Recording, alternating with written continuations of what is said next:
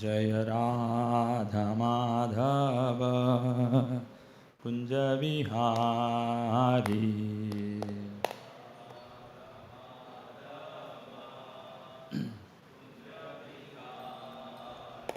जय गोपी जन वल्लभ गिरिवरधारी।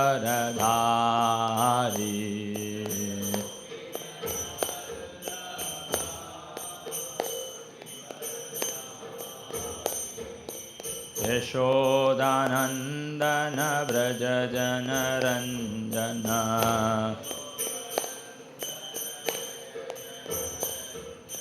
यशोदानंदन व्रज जनरंजन।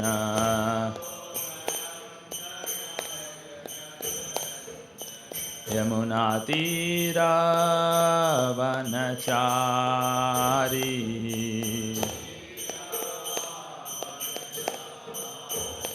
जय राधा माधव कुंज विहारी।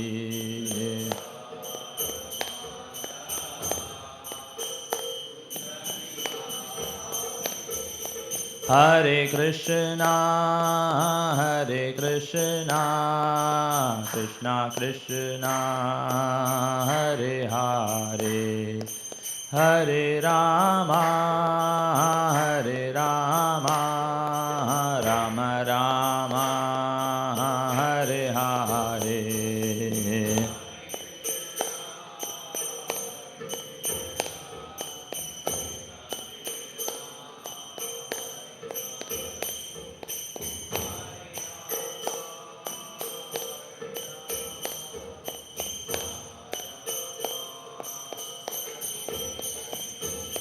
हरे कृष्णा कृष्णा कृष्णा हरे हरे, हरे राम राम राम हरे हरे।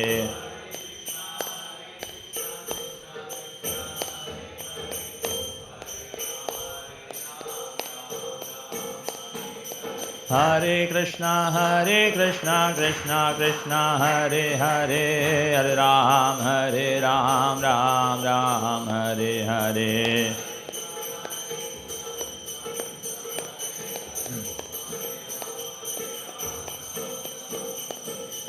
जय कृष्ण रुक्मिणी जय सत्यभामा, कृष्ण रुक्मिणी जय सत्यभामा।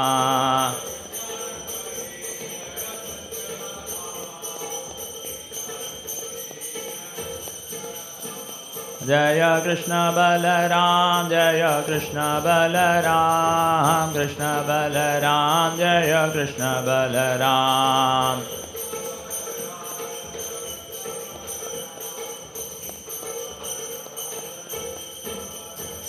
जय गौरनिताय गौरनिताय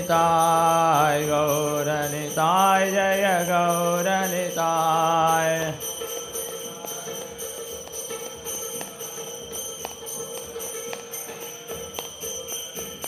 जय जय प्रभुपाद जय जय प्रभुपाद।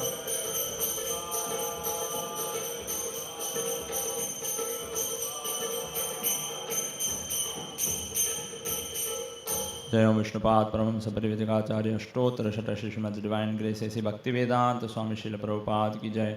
इस्कॉन संस्थापक आचार्य जगत गुरु से the whole world Srila Prabhupada की जय।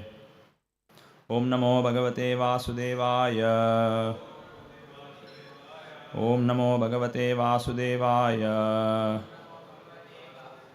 ओम नमो भगवते वासुदेवाय। Reading from Srimad-Bhagavatam, Canto 2, Chapter 1, text number 27. Dve januni sutalam vishwamurter urudvayam vitalam chatalam cha mahitalam tajjaganam mahipate नभष्टलं नाभि सरोगृणन्ति द्वे जानूनि सुतलं विश्वमूर्तेर् उरुद्वयं वितलं चातलं च महीतलं तज्जगनं महीपते नभष्टलं नाभिसर्गो गृह्णन्ति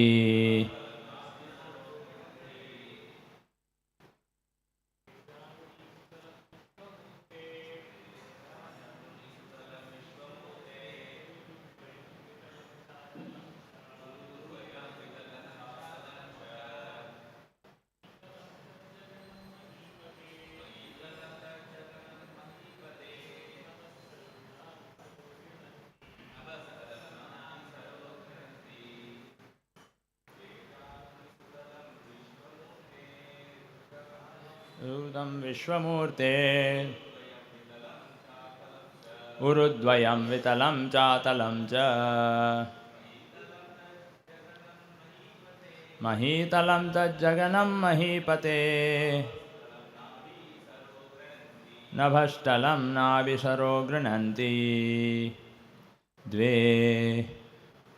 to जानूनि two knees Sutalam, the planetary system named Sutala, Vishwamurte, of the universal form, Urudvayam, the two thighs, Vitalam, the planetary system named Vitala, Cha, also, Atalam, the planets named Atala, Cha, and Mahitalam, the planetary system named Mahitala. Tat, of that, Jaganam, the hips, Mahipate, O king, Nabhashtalam, outer space, Nabhi Saraha, the depression of the navel, Grananti, they take it so. Translation and purport by His Divine Grace A.C. Bhaktivedanta Swami Srila Prabhupada.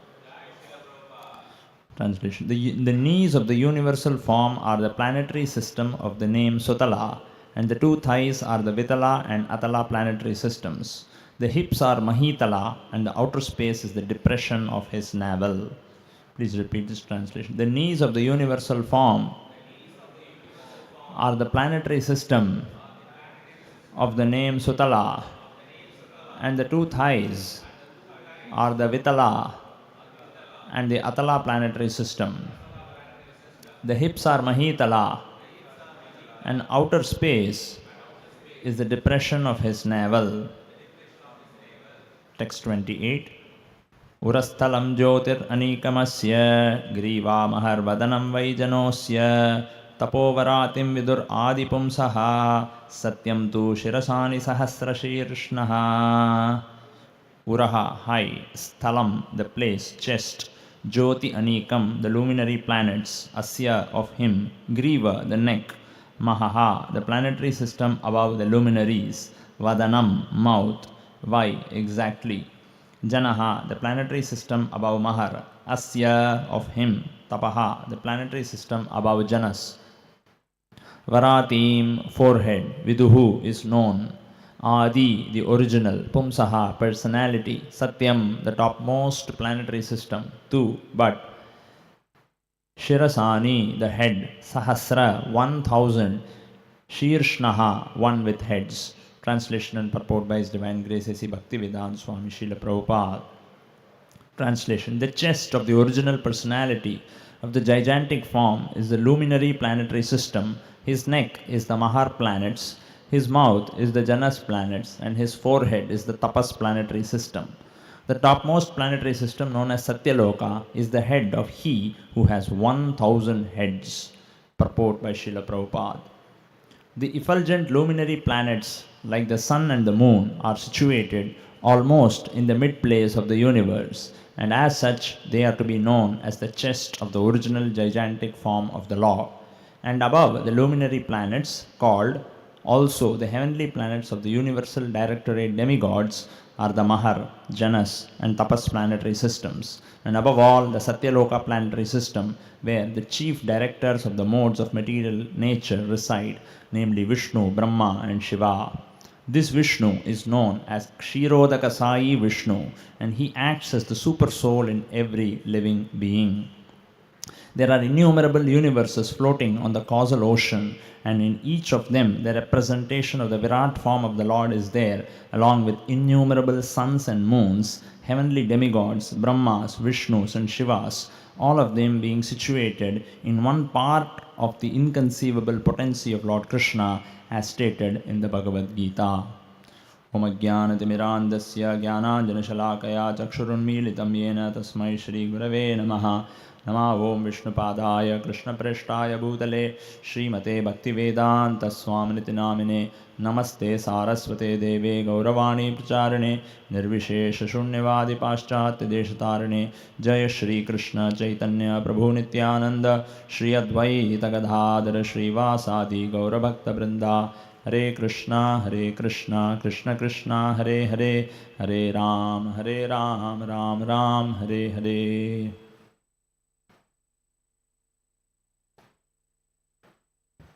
So, Srimad-Bhagavatam continues.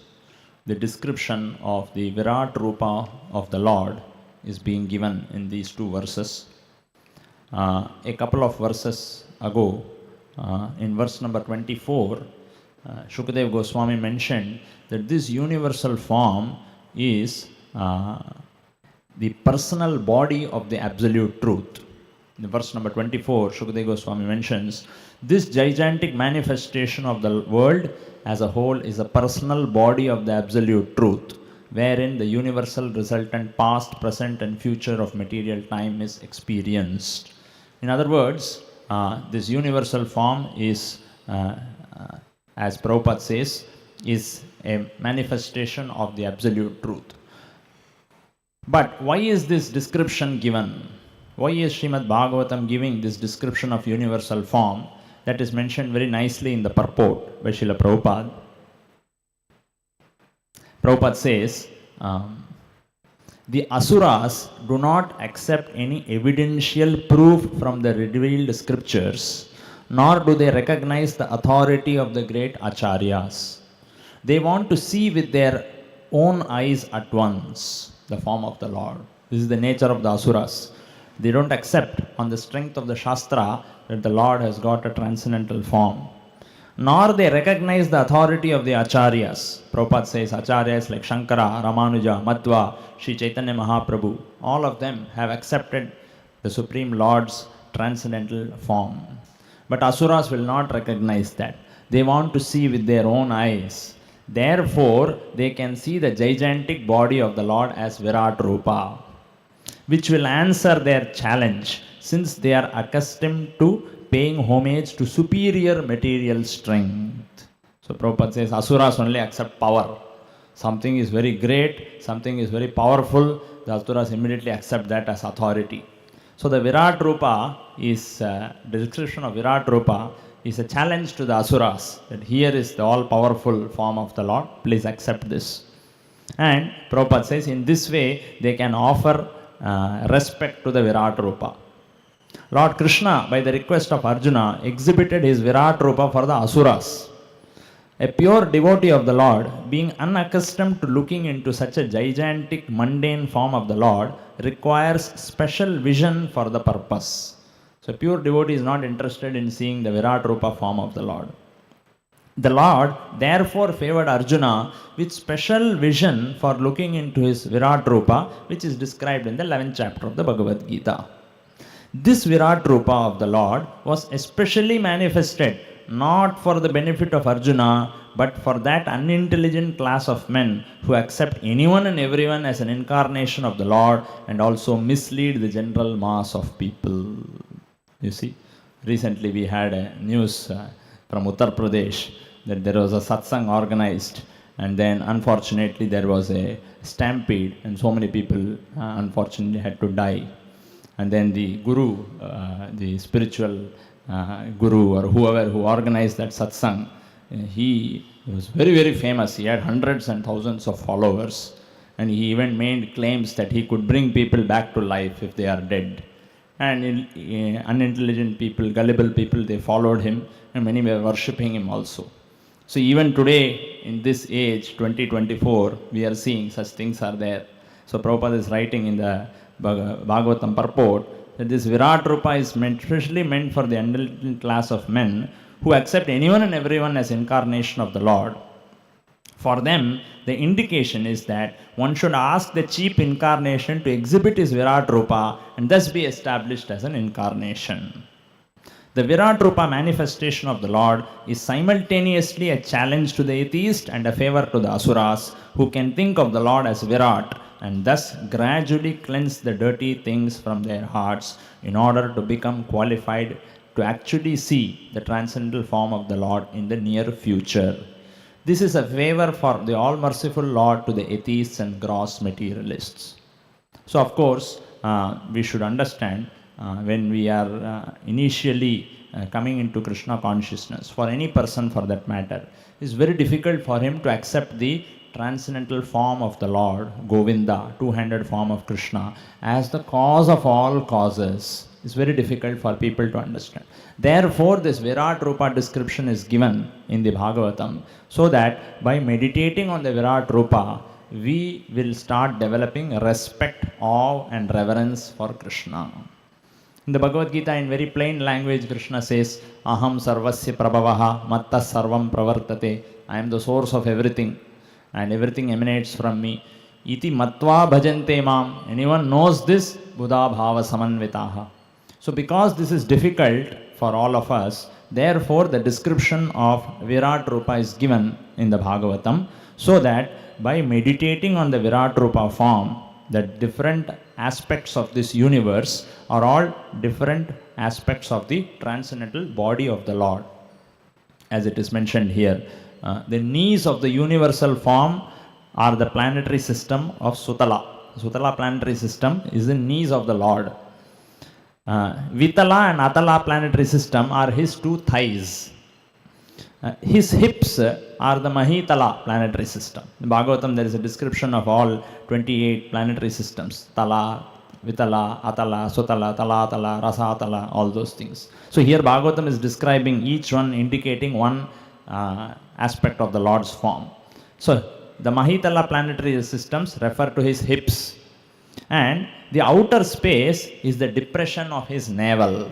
The Lord's navel has got a depression. So outer space is that depression of the Lord's navel. Then the luminary planetary system is the chest of the Supreme Lord. And the Mahar planetary systems are his neck, Griva. The Jana planetary system is his mouth. And the Tapa planetary system is his forehead. The topmost planetary system is the head of he who has 1,000 heads. So, in the Purusha Shuttam also this is mentioned, Sahasra Shirsha Purushaha. So this way, this kind of a description of Virat Rupa is given for us to be able to appreciate the Lord's power, his infinite Shakti. So more we appreciate the Lord's infinite Shakti, his infinite power, the result will be, as Krishna says, Mattha sarvam pravartite iti matva bhajante mam buddha bhava samanvitaha. So for somebody to worship Krishna and render devotional service to Krishna with determination and develop awe and reverence for Krishna, this knowledge of Virat Rupa will be helpful, because it is difficult for the people like us in the initial stage to accept the spiritual form of the Lord. So, this actually constitutes the subject matter of Vedanta.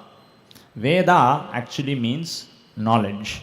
Any knowledge in this world can be called as Veda. There is physics, there is chemistry, there is computer science, there is accounts, there is law, there is nanotechnology, there is artificial intelligence. And if you take the Vedas, then there is Ayurveda, then there is Shilpa Shastra, there is Vastu Shastra, there is Dhanurveda.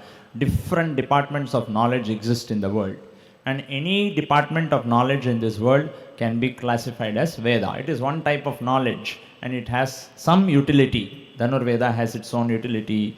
Shilpa Shastra, how to sculpt make different sculptures, it has its utility. Ayurveda is helpful for our life. All these things are classified as Veda. Now, there is another terminology used in the Vedic literatures called Veda Anta, the end of all knowledge.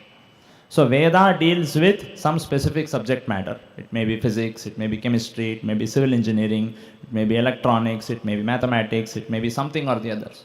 So what does Vedanta deal with? Veda deals with so many different subject matters. So what does Vedanta deal with?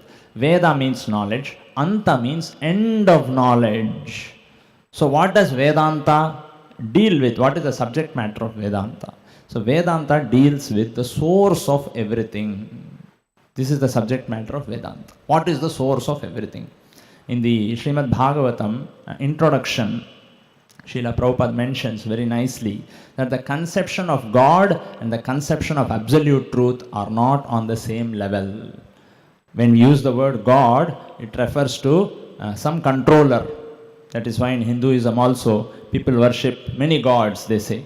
Because their idea is God means there is a controller, and if you worship him, you will get some benefits. So he is a powerful God, he is more powerful God, he is more powerful God, this God is more powerful. All these ideas are existing. And Prabhupada says, such conception of God is different from the conception of absolute truth.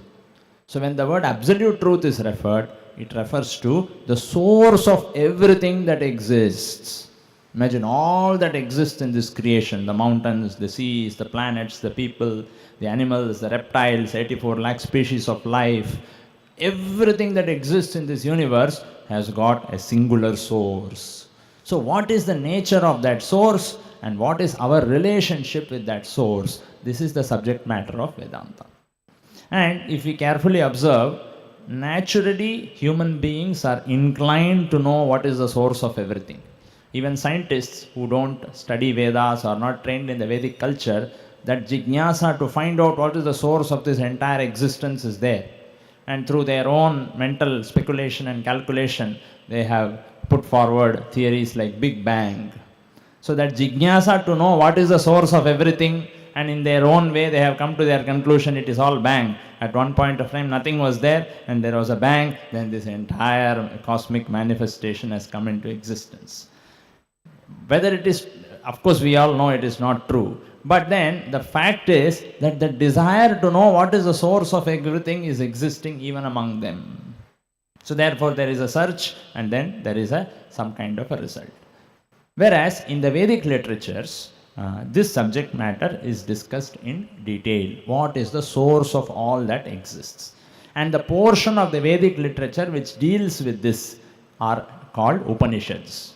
So Upanishads are the portion of the Vedic literatures where what is the source of all this existence and what is our relationship with that source, that is discussed. Otherwise in the Vedas generally instruction to how to fulfill our desires are given. Most people have desires. Today nobody follows any Vedic literature or Vedic culture. The philosophy is that if you have a desire, you work hard and you will get it. And if you don't get it, you be more determined. And if you don't get it, be even more determined. That is the only philosophy people know. But formerly it was not like that. There were Brahmanas in the society and they knew how a particular desire can be fulfilled. So if somebody has a particular desire, he would approach a Brahmana, my dear sir, this is my desire. I want to become very rich. Please give me some instruction. So you will give instruction, worship Lakshmi Devi, do all these things, follow all the Shri Krishna Rukmini Satyabhama ki jai. So the Brahmana will give instruction. Okay, you want to become very rich, perform this vrata, perform this punya karma, do all these things, worship Lakshmi Devi, worship Lord Shiva, worship Durga, or worship Ganapati, do all these things for a certain number of time, then your desire will be fulfilled in due course of time. This way people used to fulfill their desires. And then the result of such thing is, when such a desire is fulfilled in such a way, people will not become very arrogant also. They know, I have got it because of the blessings of a superior power. That way people used to fulfill all their desires. So mostly Vedas deal with this kind of instructions to fulfill desires. Now the portions of the Vedas which discuss what is the source of everything, what is my relationship with the source of all that cosmic manifestation, that portion is called Upanishads. So Upanishads discuss with that.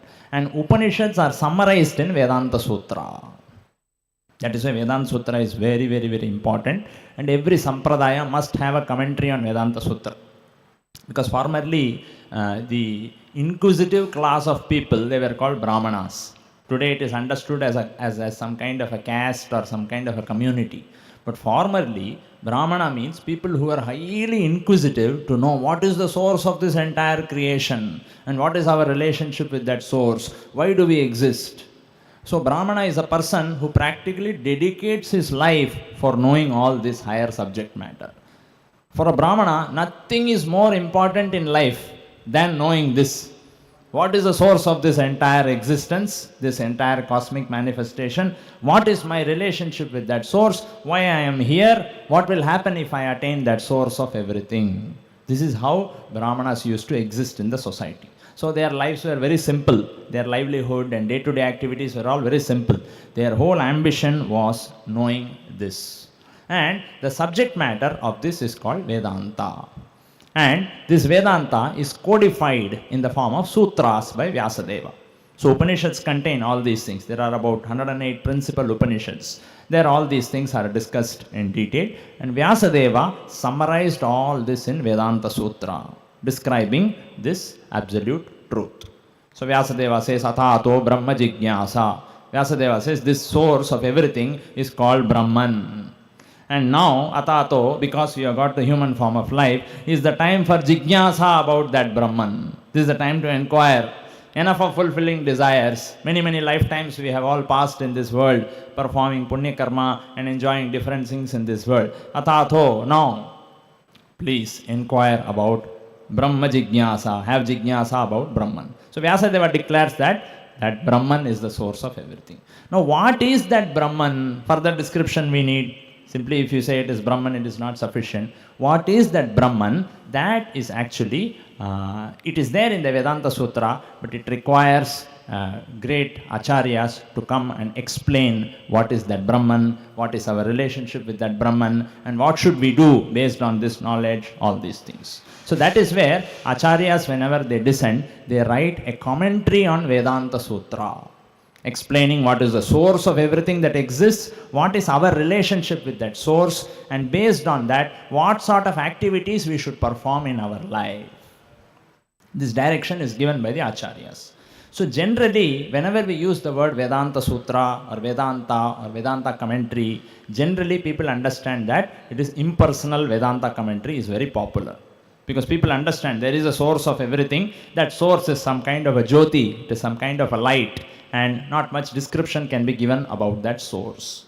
And Prabhupada says such a conception exists because Shankaracharya was the first to write commentary on Vedanta Sutra, historically if you see.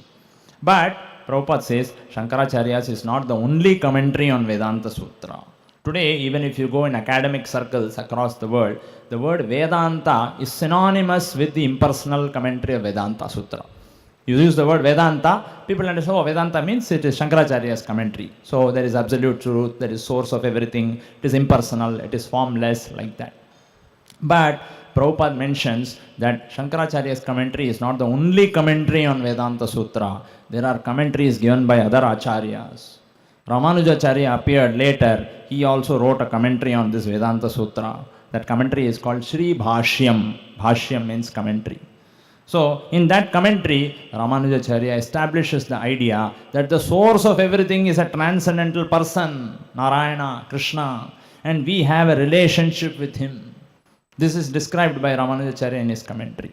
Then Madhvacharya appeared later. He also explained that the source of everything that exists in this world is not impersonal. He is also a transcendental person, Krishna, and we have a relationship with that person.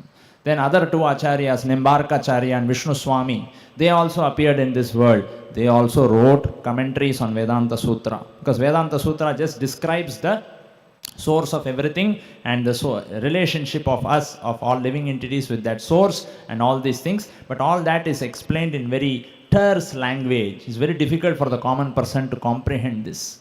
Vyasadeva has codified everything in the form of sutras. Atato Brahma Jigyasa. Just 4 letters are there. Tattvamasi, Prakashascha Karmani Abhyasat. So, very short verses. So, elaborate description, elaborate detailed explanation is required. What it means, prakashascha karmani abhyasat, all this. So that is the work which is done by the acharyas. So not only Shankaracharya's commentary exists, people in general are not aware. There are other acharyas who have explained Vedanta, and all these four Vaishnava acharyas have conclusively established that the source of everything is a transcendental divine person. Because Vedanta is accepted as authority. Anybody who is into scholarly study of the Vedas, he accepts Vedanta Sutra as authority. So other acharyas have explained the source of everything to be a transcendental person. Now Chaitanya Mahaprabhu, when he appeared, Mahaprabhu himself was a great Sanskrit scholar, Nimai Pandit, was a very expert in study of all the rules and regulations of grammar. It is said that before one begins the study of all these Vedic scriptures, one has to master the rules and regulations of Sanskrit grammar, and it takes 12 years to master them. A student has to undergo 12 years of rigorous study. Once the rules and regulations of Sanskrit grammar are thoroughly understood, then he can enter into the study of Shastra or scriptures. So Chaitanya Mahaprabhu, he is of course the Supreme Lord. It is said, just by hearing once the rules and regulations of Sanskrit grammar, Chaitanya Mahaprabhu memorized everything. He became expert in no time. And then after a few years, Chaitanya Mahaprabhu started his own school. He started teaching. He became a teacher. It takes 12 years to master. In very short time, Chaitanya Mahaprabhu became a teacher. And when people heard that Chaitanya Mahaprabhu, Nimai Pandit is teaching the rules of Sanskrit grammar, it is mentioned, hundreds and thousands of students flocked to him to learn from him. You see. So Mahaprabhu himself was a very great Sanskrit scholar, and generally when acharyas descend, they write very detailed commentaries on Vedanta Sutra, explaining how that source of everything, which is mentioned as Brahman in Vedanta Sutra, is a transcendental person. Because Vyasadeva doesn't use the word Krishna anywhere in Vedanta Sutra. He explains it in indirect way. But that Brahman is Krishna only. That is explained by the acharyas by their detailed explanation. So Chaitanya Mahaprabhu, when he appeared, Mahaprabhu did not write a commentary on Vedanta Sutra. Because all the other acharyas have written commentaries on Vedanta Sutra. Mahaprabhu did not write. Chaitanya Mahaprabhu accepted Srimad-Bhagavatam as the natural commentary. Mahaprabhu accepted Srimad-Bhagavatam as a natural commentary. Therefore, he did not write any commentary on Vedanta Sutra, because Prabhupada mentions in another place that Vyasadeva has explained his own Vedanta Sutra in the form of Srimad-Bhagavatam. Bhashyam Brahma Sutranam. In another place it is mentioned. Bhagavatam is called as Brahma Sutra Bhashya. So this way, the source of everything, what it is, what is its nature, what is our relationship with him, and what sort of activities we should perform in connection with that source of absolute truth is mentioned very detailed way in Srimad-Bhagavatam. But generally, people in general are not able to understand all these things for a certain reason. Because the commentary of the impersonalists, the impersonal idea, is very, very popular in the minds of the people. So people think that Vedanta means it refers to some impersonal commentary. So Prabhupada, when he was in the Western countries, he was preaching Krishna consciousness. There was one very great Sanskrit scholar in the Western world. His name was Professor J.F. Stahl. So J.F. Stahl, when he once saw that this ISKCON, Hare Krishna people, they read Bhagavad Gita, so he was very interested. Because he was a student of scriptures, studying Upanishads, Bhagavad Gita, all these things. So he became very interested in the Hare Krishna movement. But then when he got to know, these people not only read Bhagavad Gita, they are also continuously chanting Hare Krishna, Krishna Krishna, Hare Hare, Hare Ram, Ram Ram, Hare. So he was little irritated. He said, what is this? Where does Bhagavad Gita mention all this chanting of Hare Krishna mantra? So Professor Stahl wrote a letter to Prabhupada. My dear sir, I have visited some of your ISKCON centers. I heard that you are presenting Bhagavad Gita to the people. But I also see that your followers always chanting this Hare Krishna mantra. Then he wrote, I am not against this, but definitely Bhagavad Gita does not mention, and it's not necessary for you to chant Hare Krishna mantra. This was his letter to Prabhupada. Then Prabhupada wrote a long reply back, quoting from different sources, and Prabhupada quoted this verse, Satatam kirtayanto mam yatantascha dridavvrataha namasyantasya mam nityam nityayukta upasate. Prabhupada quoted this because his question was, where does Bhagavad Gita say you have to chant Krishna's name? So Prabhupada quoted this verse, Satatam kirtayanto mam. Mam means unto me. Because generally, the impersonal philosophers, whenever Krishna uses the word aham, and Krishna says in plain and simple language, aham sarvasya prabhavaha, I am the source of everything. Mattaha sarvam pravartate. It's very easy to understand. But those who are followers of the impersonal philosophy, when they hear the word, Krishna says aham, they say, no, it is not referring to Krishna. There is Atma inside Krishna. It is referring to that Atma. So they distinguish between the Deha and the soul. They say Krishna's body and soul are different. This is exactly what is called as Mayavada philosophy. And Prabhupada explains in many places that there is no difference between the soul and the body of Krishna, as there is a difference in our case. Because whenever it is in the Bhagavad Gita, there is a reference to us, there is a difference between our body and our soul. But in the case of Krishna, when Krishna is referring to himself as aham, as mama, as mam, there is no difference between his soul and his body. This is the most confidential knowledge of the scriptures. So people who are influenced by the impersonalist commentary, they miss out this. So when Prabhupada tried to put forward, he also wrote back something else, saying, no, if this is the case, this could also be the case. And then he wrote one more verse in the reply to Srila Prabhupada's letter. Yadi shlokam pramanam. If you say every shloka is a pramana, then this shloka is also another pramana. If you quote something, I can also quote something. So quoting and counter-quoting, quoting and counter-quoting went on in the exchange of letters between Prabhupada and Professor Stahl. Then finally, Prabhupada wrote a letter saying that, see, in a court, two lawyers may argue. They may put forward their respective arguments. But the final judgment is given by the judge. And Prabhupada said, that judge is Sri Chaitanya Mahaprabhu.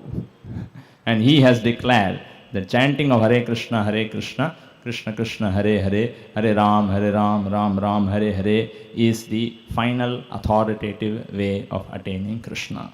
And when Professor Stahl received this letter, there was no more reply from him. All the exchange and everything stopped. So this way, Prabhupada finally said, on the authority of Lord Chaitanya, I am propagating this Hare Krishna movement.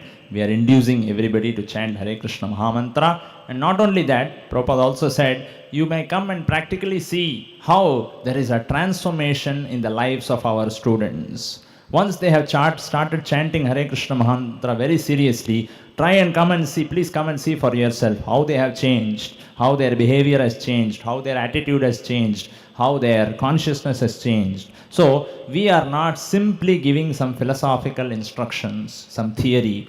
Practically, it is having an effect on the lives of the people. This also Prabhupada stressed very much. So, therefore, the subject matter of Vedanta is the source of everything. That source of everything is a transcendental divine person, as is explained in the different commentaries of the Acharyas and Bhagavatam also. Because Bhagavatam is very direct. Vedanta Sutra is indirect. Bhagavatam is very direct. Very first verse of the Bhagavatam begins, Om Namo Bhagavate Vasudevaya Janmadhyasya Yataha. This Vasudeva is the source of everything. So directly Bhagavatam explains. So, and then further Bhagavatam goes on to describe the nature of that source as the Supreme Lord Shri Krishna. But all this description of the nature of the Absolute Truth, His personality, before introducing us to all this, because Vyasadeva's ultimate objective is to take us to the 10th canto and reveal to us that that source of everything, the source of all that exists in the cosmic manifestation, that source which is mentioned in the Vedanta Sutra as Brahman, he is none other than the son of Mother Yashoda. This is Vyasadeva's aim, to take us through. So before we are introduced to this idea that the source of everything, we are able to relish, like actually, Bhagavatam is mentioning from the beginning itself. Before we are able to appreciate that the son of Devaki, the son of Yashoda, he is the source of everything, who is playing in the courtyard of Nanda Maharaj. Before we are able to appreciate all this, Bhagavatam is giving us the description of the universal form. The knees of the universal form of the planetary system, Sutala, are his knees. So all this description is given so that awe and reverence for that Supreme Lord, Absolute Truth, develops in our heart. And gradually Bhagavatam aims to take us to higher and higher an understanding of the transcendental form of the Lord. And the process by which we know the transcendental Lord's form and we become convinced that Krishna is a spiritual divine person. The absolute truth is Krishna. It is not some Jyoti.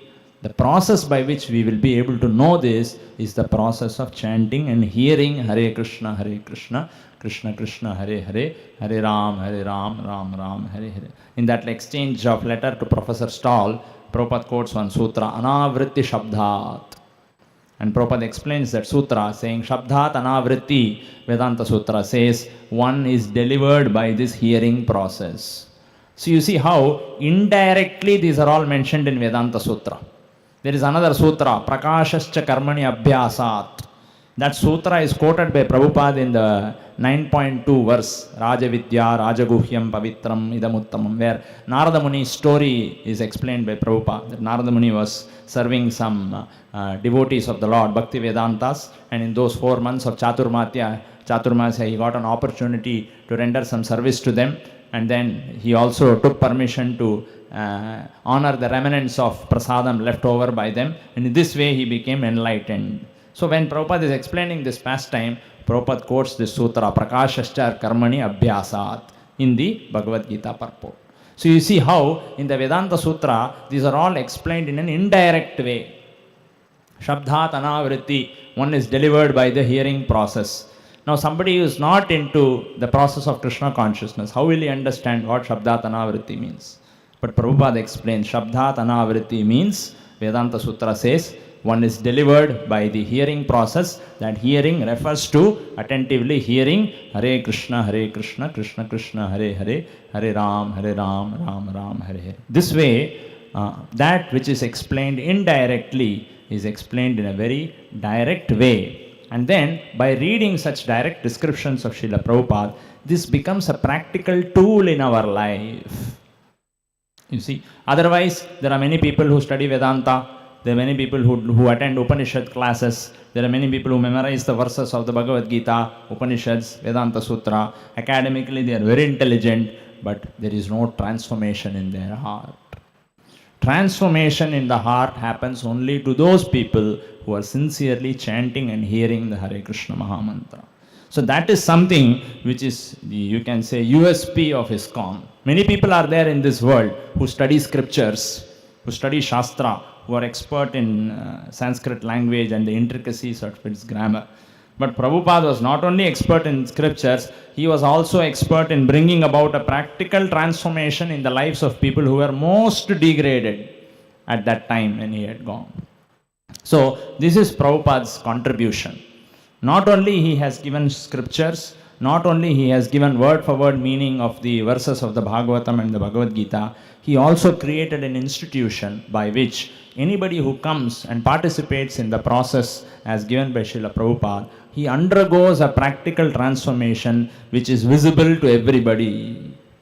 This is Prabhupada's very, very unique and important contribution.